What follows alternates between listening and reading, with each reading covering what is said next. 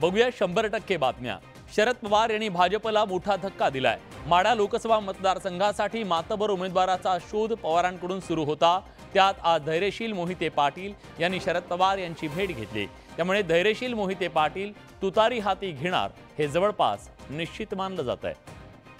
सोलापूरच्या अकलूजच्या मोहिते पाटील घराण्यातील धैर्यशील मोहिते पाटील यांनी पुण्यातल्या मोदी बागेत येऊन शरद पवारांची भेट घेतली। जवळपास अर्धा तास पवार आणि धैर्यशील मोहिते पाटील यांच्यात चर्चा झाली।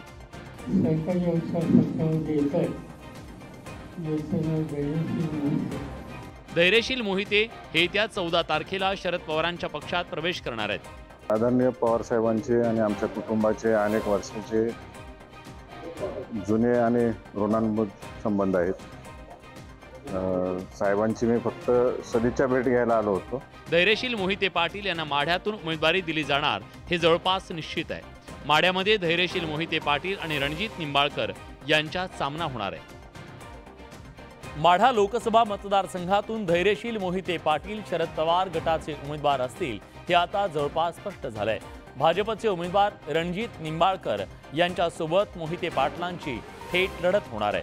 14 तारखेला धैर्यशील मोहिते पाटलांचा शरद पवारांच्या राष्ट्रवादी पक्षात प्रवेश होणार असल्याचं कळतंय। भाजपनं विद्यमान खासदार रणजितसिंह नाईक निंबाळकर यांना उमेदवारी दिल्यानं मोहिते पाटील कुटुंब नाराज झालं होतं। भाजपवर दबाव तंत्राचा वापर करून उमेदवार बदलण्याची मागणी करण्यात आली, मात्र भाजपनं तसा निर्णय घेतला नाही। परिणामी धैर्यशील मोहिते पाटलांनी तुतारी फुंकण्याचा निर्णय घेतला। गेल्या 3 आठवड्यांपासून मोहिते पाटील आणि पवार यांच्यात गाठीभेटी सुरू होत्या। राज्यातील राजकीय परिस्थिती दिवसेंदिवस बदलत चालल्याचं शरद पवारांनी यावेळी सांगितलं। Wait and watch. किती तारखेला पक्ष प्रवेश होणार आहे म्हणा? वेट अँड वॉच सगळ्या गोष्टी। पंचसोची मंडळी आणि वस्तुस्थिती याच्यामध्ये फार अंतर आहे। भाजपच्या एकंदर धोरणामध्ये त्यांनी हा निर्णय घेतला। धैर्यशील मोहिते पाटलांमुळे शरद पवारांना तगडा उमेदवार मिळालाय। परिणामी रणजितसिंह निंबाळकर आणि धैर्यशील मोहिते पाटील यांच्यातील लढत चुरशीची होणार असल्याचं स्पष्ट झालंय। कोल्हापूर लोकसभा मतदारसंघात काँग्रेसचे शाहू महाराज छत्रपती आणि शिवसेनेचे संजय मंडलिक यांच्यात थेट सामना होणार आहे। आताचे महाराज हे कोल्हापूरचे आहेत का? ते खरे वारसदार नाहीत, ते सुद्धा दत्तकच आलेले आहेत असं वक्तव्य संजय मंडलिकांनी केलं। मंडलिकांच्या या वक्तव्यानं नवा वाद पेटला। कोल्हापूरचे शाहू महाराज छत्रपती हे कोल्हापूरचे आहेत का असा सवाल शिवसेनेचे उमेदवार संजय मंडलिक यांनी केलाय। आता जे महाराज साहेब जे आहे ते कोल्हापूरच्या हे सुद्धा कुठेतरी दत्तक झालेले आहे, खरे वारसदार नाहीत। कोल्हापूरकर हे सहन करणार नाहीत, याचा निषेध आम्ही करतो। त्यांनी त्वरित माफी मागावी। कोल्हापूरची जनताच खरी वारसदार असल्याचं मंडलिक यांनी म्हटलंय। खरे वारसदार तुम्ही आम्ही आहोत, पाऊस आंबेडकरांची मान मंडळी आहोत आणि या वारसदाराच्या निमित्तानं निश्चितपणानं कोल्हापूर विचाराचा उल्लेख बाबासाहेब साहेबांनी केला। माझे वडील कलापती सदाशिवराव मंडलिक यांनी आयुष्यभर कोल्हापूर विचारलं। या कोल्हापुरातल्या मातीतली माणसं, स्वाभिमानी माणसं, कोल्हापुरी बाणा निश्चितपणे दाखवल्याशिवाय गप बसणार नाहीत हे मी सांगतो। संजय मंडलिक यांच्या शाहू महाराज छत्रपतींबाबतच्या वक्तव्यानं कोल्हापूरचं राजकीय वातावरण तापण्याची शक्यता आहे। नाशिक लोकसभेच्या जागेवरून महायुतीत पेच कायम आहे। शिंदेंच्या नेतृत्वातील शिवसेनेचा हा पारंपरिक मतदारसंघ आहे, मात्र या जागेवर अजित पवार यांच्या राष्ट्रवादी काँग्रेसनं दावा ठोकल्यानं तिढा निर्माण झाला। नाशिक हा शिवसेनेचा पारंपरिक मतदारसंघ म्हणून ओळखला जातो, पण महायुतीच्या जागा वाटपात अजित पवारांची राष्ट्रवादी या जागेसाठी आग्रही आहे। महायुतीच्या नेत्यांनी ही जागा राष्ट्रवादीला सोडण्याची तयारी दर्शवल्याचं बोललं जात आहे। याविषयी मंत्री छगन भुजबळांनी तसे संकेत दिलेत। अजितदादा प्रफुल्ल पटेल यांचं म्हणणं असं आहे की वरून सांगण्यात आलं की ती जागा तुम्हाला घ्यायची असेल आणि घ्या, परंतु छगन भुजबळांनाच तिथे उभं करा। कमळाच्या चिन्हावर निवडणूक लढवणार ही चर्चा भुजबळांनी फेटाळून लावली आहे, तर शिवसेनेनं या जागेवर आपला दावा कायम ठेवलाय। ही सगळी जी आहे साफ झूट बातमी आहे, अतिशय चुकीची बातमी आहे। सांगितलं की ही जागा शिवसेनेला सुटावी, म्हणून शेवटच्या क्षणाला ही जागा शिवसेनेला सुटेल अशी आमची अपेक्षा आहे। संभाव्य उमेदवार म्हणूनही गोडसेंनी प्रचार सुरू केलाय, मात्र छगन भुजबळांनी दिलेल्या संकेतांमुळे नाशिकमध्ये राजकीय उलथापालथ होण्याची शक्यता नाकारता येत नाही। वर्ध्यातील भाजपचे उमेदवार रामदास तडस यांची सून पूजा तडस यांनी पत्रकार परिषद घेऊन केलेल्या आरोपांमुळे एकच खळबळ उडाली आहे। दरम्यान रामदास तडस आणि त्यांच्या मुलानं हे आरोप फेटाळून लावले। हे आरोप म्हणजे राजकीय षडयंत्र असल्याचं रामदास तडस यांनी म्हटलंय। आपल्याला सातत्यानं अपमानास्पद वागणूक देण्यासोबत लोखंडी रॉडनं मारहाण करण्यात आल्याचा आरोप पूजा तडस यांनी केलाय। इव्हन जेव्हा मी त्यांच्या घरी गेली तेव्हा लोखंडी रॉडनी मला मारण्यात आलं। आपला छळ करण्यात आल्याचा दावा पूजा तडस यांनी केलाय। दरम्यान रामदास तडस आणि त्यांच्या मुलानं हे आरोप फेटाळून लावले। त्या फ्लॅटवर मला नेऊन टाकलं गेलं आणि ज्या फ्लॅटवर मी राहते त्या फ्लॅटवर फक्त मला उपभोगण्याची वस्तू म्हणून माझा वापर केला गेला। त्यातून या बाळाचा जन्म झाला आणि हे बाळ जन्माला आल्यानंतर मी हे बाळ कुणाचं आहे या बाळाचा DNA कर म्हणून माझ्यावर घणाघाती आरोप लावले गेले। गेल्या 2020 पासून आणि 20 मध्ये यांनी माझ्यावर हनीट्रॅप केला, त्याबाबत मी पुराव्यासहित माननीय न्यायालयामध्ये गेलो। आता निवडणुकीच्या वेळेस त्यांनी षडयंत्र करून पैशाची मागणी केली, आम्ही पैसे देऊ शकलो नाही। पूजा तडस या अपक्ष निवडणूक लढवणार आहेत। निवडणुकीपूर्वी त्यांनी केलेल्या या गंभीर आरोपांमुळे राजकारण तापण्याची शक्यता आहे। गुढीपाडव्याच्या मुहूर्तावर महाविकास आघाडीनं लोकसभेचं जागा वाटप जाहीर केलं। आता सगळ्यांच्या नजरा या महायुतीच्या जागा वाटपाकडे लागून राहिल्यात। मात्र महायुतीचा जागा वाटपाचा तिढा अजून सुटलेला नाही। महायुतीत काही जागांवर तिन्ही पक्षांनी दावा केल्यानं काही जागांवरून वाद असल्याचं आता लपून राहिलं नाही। जागांच्या रस्सीखेचीमुळे महायुतीचं जागा वाटप रखडल्याची चर्चा आहे। उद्या जागा वाटपावर चर्चा करणार असल्याचं अजित पवार म्हणाले। मी तर मुख्यमंत्र्यांच्या बरोबरच परत जाणार आहे, त्यावेळेस आम्ही त्याच्याबद्दलची चर्चा करू।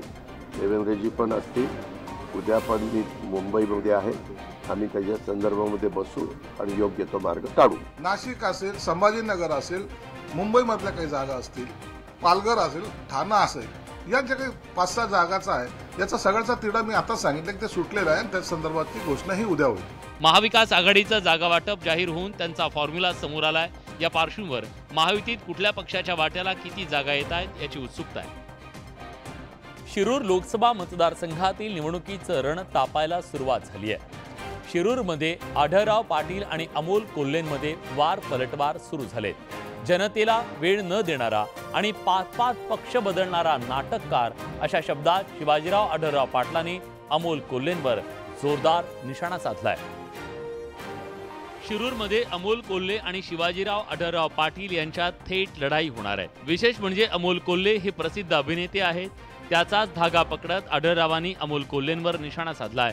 त्यावर अमोल कोल्हेंनी जोरदार पलटवार केलाय। हा नाटककार आहे, अजून नवीन नवीन काही गोष्टी येतील त्याच्यापासून सावध राहा, काही खूप गप्पा मारे, बेडूपुड्या मारून विनाकारण टीका करणं, मुद्दे नाहीत त्यामुळे फक्त टीका करणं, खोटं बोल रेटून बोल अशी काहीतरी ही विधानं केली जात आहेत। त्यांचं वय पाहता मी त्यांना फक्त गेट वेल सून एवढ्या शुभेच्छा। अमोल कोल्हेंनी मतदारसंघाकडे लक्ष दिलं नसल्याचा आरोप आढळरावांनी केला। मतदारसंघाला गेल्या 5 वर्षात खासदारच नव्हता। भारतातला हा एकमेव मतदारसंघ असेल की हा मतदारसंघ खासदाराविना होता।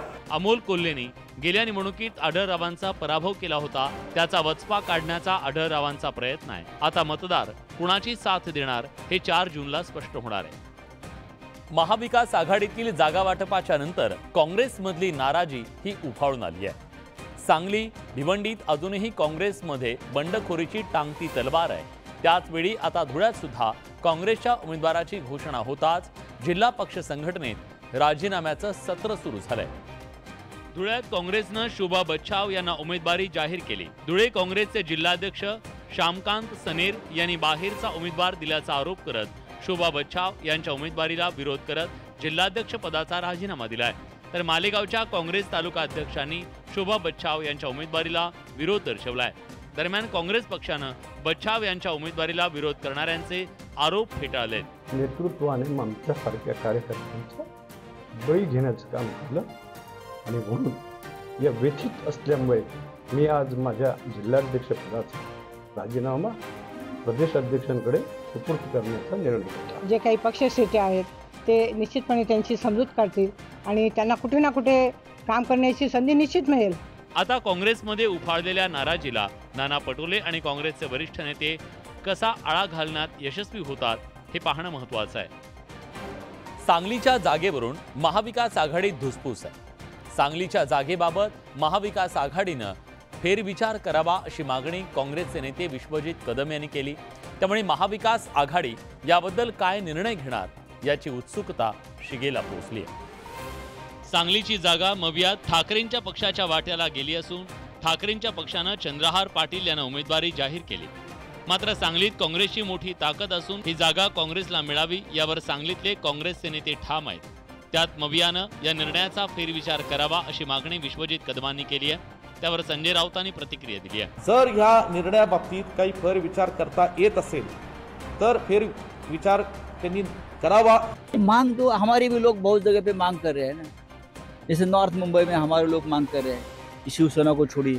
सांगलीत ठाकरेंच्या पक्षानं लढावं ही जनभावना असल्याचं राऊतांनी अधोरेखित केलंय। तो मांग तो होती है, आघाड़ी में बहुत से कार्यकर्ता एक दूसरे के यहाँ जब सीट जाती है, नहीं ये सीट हमारी है, यहाँ हमारी ताकत है, करते हैं। आता सांगलीतील स्थानिक काँग्रेस नेत्यांची समजूत मवियाचे नेते कशी काढतात याकडे सगळ्यांचं लक्ष असणार आहे। लोकसभा निवडणुकीच्या पूर्वी सांगलीतलं वातावरण तापलंय। भाजपनं लोकसभेच्या रिंगणात संजय काका पाटील यांना उतरवलंय, तर ठाकरेंच्या पक्षानं चंद्रहार पाटील यांना उमेदवारी जाहीर केली आहे, तर काँग्रेसकडून विशाल पाटील हे इच्छुक आहेत। सांगलीतल्या जुन्या बुधगाव रोडवरच्या ईदगाह मैदानात मुस्लिम बांधवांना रमजानीच्या शुभेच्छा देण्यासाठी भाजपचे उमेदवार संजय काका पाटील, मवियाचे उमेदवार चंद्रहार पाटील, काँग्रेसकडून उमेदवारीसाठी इच्छुक असलेले विशाल पाटील उपस्थित होते। यावेळी भाजपचे उमेदवार संजय काका पाटील यांनी महाविकास आघाडीला टोला लगावलाय। एक डोक्यानं कुस्ती करणार आणि एक मातीतली कुस्ती करणार असा टोला संजय काका पाटलांनी लगावला। सांगलीतील मवियाच्या तिढ्यावरून सत्ताधारी मवियावर टोला लगावण्याची संधी सोडत नसल्याचं दिसून येत आहे। कोकणातील रत्नागिरी सिंधुदुर्ग लोकसभा मतदारसंघावरून महायुतीत जोरदार रस्सीखेच सुरू आहे। शिवसेना आणि भाजपा या दोघांनीही या जागेवर आपला दावा कायम ठेवलाय। त्यामुळे हा तिढा सोडवण्याचं आव्हान महायुतीच्या नेत्यांच्या समोर आहे। रत्नागिरी सिंधुदुर्ग लोकसभा मतदारसंघात केंद्रीय मंत्री नारायण राणे यांनी प्रचाराचा धडाका सुरू केलाय। राणेंनी आता तालुकानिहाय कार्यकर्त्यांच्या मेळाव्यानंतर जिल्हा परिषद मतदारसंघनिहाय मेळावे घ्यायला सुरुवात केली आहे। एकीकडे राणेंनी प्रचाराचा धडाका सुरू केलेला असताना शिवसेनेनं या जागेवर दावा कायम ठेवलाय। विशेष म्हणजे किरण सामंत मुख्यमंत्र्यांची भेट घेणार आहे। वन साइड मतदान बीजेपीच्या बाजूने म्हणजे मोदींसाठी जनतेने करावे अशी आम्ही विनंती करतो। प्रत्येक घरामध्ये धनुष्यबाण पोचलेला आहे आणि धनुष्यबाण वंदनीय बाळासाहेबांचा आहे। आज ती शिवसेना आदरणीय एकनाथ शिंदे साहेबांच्या नेतृत्वाखाली चालते आणि तिकडचे खासदार आमच्याकडे आले नाहीत, त्याच्यामुळे तिथं शिवसेनेचा दावा आहे। महायुतीत रत्नागिरी सिंधुदुर्ग लोकसभा मतदारसंघावरून शिवसेना भाजपमध्ये जोरदार रस्सीखेच सुरू आहे। यात कुणाच्या पारड्यात ही जागा पडतीये याकडे कोकणातल्या जनतेचं लक्ष लागलंय। बारामतीत नणंद विरुद्ध भावजय असा थेट सामना रंगतोय। या लढतीमध्ये दररोज नवनवे आरोप प्रत्यारोप होताना दिसत आहेत। आता अजित पवारांनी शिवतारेंचं नाव घेत असाच एक आरोप केला होता। बारामतीच्या निवडणुकीवरून पवार कुटुंबात जुंपल्याचं दिसून येत आहे। अजित पवारांनी विजय शिवतारेंचं नाव घेत आरोपांच्या फैरी झाडल्या होत्या। माघार घेऊ नको, तू फॉर्म ठेव। तुम्हाला दाखवले ना ते नंबर कुणाचे होते, तुम्ही म्हणाल काय राव कुठल्या पातळीवर राजकारण चाललं, कुठल्या थराला राजकारण चाललं। शिवतारेंना फोन करणाऱ्यांची नावं आम्हालाही सांगा म्हणत सुप्रिया सुळेंनी अजित पवार यांच्यावर पलटवार केलाय। दरम्यान याबाबत या आरोपांवर पत्रकारांच्या प्रश्नावर बोलताना आपल्याला जेवढं बोलायचंय तेवढं बोलल्याचं अजित पवार म्हणाले। हे तुम्ही मला मूर्ख समजू नका, मी सांगायचं तेवढं सांगितलेलं आहे। मला जेवढं बोलायचं, मला घटनेचे शिल्पकार बाबासाहेब आंबेडकरांनी जे संविधान दिलेलं आहे त्या संविधानाप्रमाणे मला जेवढं बोलायचं तेवढं मी बोललेलो आहे। आता अजित पवारांनी शिवतारेंचं नाव घेत केलेल्या आरोपांनी बारामतीतल्या निवडणुकीतलं राजकारण ढवळून निघालंय। सांगलीची जागा ठाकरेंच्या पक्षाच्या वाट्याला गेल्यानं सांगलीतल्या काँग्रेसचे नेते नाराज आहेत। विश्वजित कदम आणि विशाल पाटील यांनी याबाबतची जाहीर भूमिका मांडली। अशात मुंबईत वर्षा गायकवाड यांनी सुद्धा त्यांची नाराजी अप्रत्यक्षपणे बोलून दाखवली। महाविकास आघाडीत मुंबईतील 6 पैकी 4 जागा ठाकरेंच्या पक्षाकडे तर 2 जागा काँग्रेसच्या वाट्याला आल्यात। मुंबईत किमान 3 जागा मिळायला हव्या होत्या अशी अपेक्षा वर्षा गायकवाड यांनी व्यक्त केली आहे। की मुंबईमध्ये आम्ही मागे 5 सीटा लढायचो, आता आम्ही 3 लढल्या पाहिजेत कमीत कमी, आणि ती भूमिका आम्ही आमच्या पक्षाच्या नेत्यांसमोर, संघटनेच्या प्रमुखांसमोर त्या ठिकाणी मांडण्याचा सातत्याने काम केलं. जागा वाटप झाल्यामुळे आम्ही कामाला लागणार असल्याचं वर्षा गायकवाड यांनी म्हटलंय. काही गोष्टींचं सॅक्रिफाईस करावं लागतात, काही गोष्टी घ्याव्या लागतात, काही गोष्टी द्याव्या लागतात, आणि म्हणून आम्ही आमची भूमिका ठेवली. पक्षाने जो निर्णय घेतलेला आहे तो आता आम्ही त्याचं स्वागत केलं आणि येणाऱ्या काळामध्ये आम्ही कामाला लागू. याचवेळी वर्षा गायकवाड यांनी अशोक चव्हाण आणि संजय निरुपम यांना टोला लगावलाय. त्यांनी भाजपला सल्ले द्यावे, त्यांनी आता एकनाथ शिंदेला सल्ले द्यावे की एकनाथ शिंदेच्या मुलाच्या तिकीटसाठी पण भाजपचं कसं रेकमेंडेशन लागतं, त्याच्यावर त्यांनी एक कमेंट पास करावे. मुंबईत काँग्रेसची पक्ष संघटना मजबूत असल्याचा पुनरुच्चार वर्षा गायकवाड यांनी केलाय. आमचं ठरलंय असं म्हणत ज्या संजय मंडलिकांना सतेज पाटलांनी खासदार केलं, तेच संजय मंडलिक आता सतेज पाटलांवर टीका करू लागले. 2024ची लोकसभा निवडणूक असली तरी ती 2019च्या संदर्भानं कोल्हापुरात गाजू लागली आहे. जुने दावे प्रतिदावे दोन्ही बाजूनं होत असल्यानं राजकीय वातावरण मात्र चांगलंच रंगलंय. 2019च्या निवडणुकीत सतेज पाटील यांनी धनंजय महाडिक यांना शह देण्यासाठी महायुतीत असलेल्या संजय मंडलिक यांना साथ दिली होती. त्यातून संजय मंडलिक यांचा मोठ्या मताधिक्यानं विजय झाला. पण आता संजय मंडलिक हे धनंजय महाडिक यांच्या मांडीला मांडी लावून बसले असून सतेज पाटील यांच्यावर ते टीका करतायत. संजय मंडलिकांना सतेज पाटलांनी जोरदार उत्तर दिलंय. मला वाटतं अजिंक्यताराच्या वेगवेगळ्या शाखा काढण्याचा प्रयत्न आमच्या मित्रांचा आहे. आणि एक खासदारकी सगळी जी आहे की त्यांना आपल्या घरामध्ये वापरायची आहे. त्यांची अकार्यक्षमता लपवायसाठी ते करतात, ते करू शकले नाहीत 5 वर्ष, म्हणून ते आता त्याच्यावर टीका करतायत. आणि मग ह्याच अजिंक्यताराचा रोल 2019 साली काय होता. एकूणच जुन्या संदर्भाची नव्यानं मांडणी करत राजकीय वाद उकरून काढण्याचा प्रयत्न निवडणूक प्रचारात होताना दिसतोय. त्यामुळे याचा लाभ नेमका कोणाला होणार हे पाहणं महत्त्वाचं आहे. यासोबत बुलेटिनमध्ये एक छोटासा ब्रेक घेतो.